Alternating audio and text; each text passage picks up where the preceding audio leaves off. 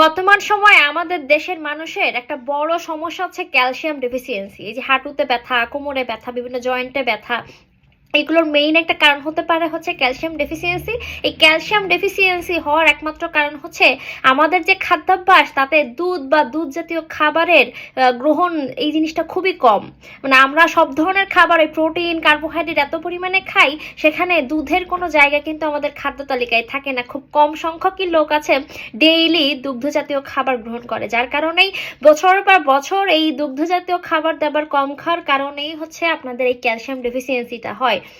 তাই ডেফিসিয়েন্সিতে রক্ষা পাওয়ার উপায় হচ্ছে একদম ছোটবেলা থেকেই দুধ বা দুধ জাতীয় খাবার দাবার খাওয়া গ্রহণ করবেন। এক্ষেত্রে অনেকেই বলে থাকেন আমার দুধ সহ্য হয় না, দুধ খেলে অ্যাসিডিটির সমস্যা হয়, বা দুধ খেলে একদম বাথরুমের প্রবলেম হয়, এই ধরনের যে সমস্যা হয়, তারা দুধের পরিবর্তে চিজ অথবা দই তাদের খাদ্য তালিকায় রাখতে পারেন। তবে আপনাদের ব্যালান্স ডায়েটে প্রত্যেক দিন কিন্তু দুগ্ধ জাতীয় খাবারের কথা লেখা আছে, এই জিনিসটা একদম স্কিপ করবেন না।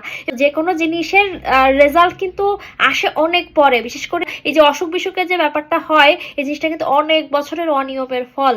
তো আমরা যদি একটু সচেতন হই, আমাদের খাদ্যাভ্যাসটাকে একটু ঠিক করি, তাহলে আমাদের এই যে ঘরে ঘরে রোগ ব্যাধির যে ব্যাপারটা, এই জিনিসটা কিন্তু অনেকাংশে ঠিক করা সম্ভব। তো একটু ভেবে দেখবেন আর কি।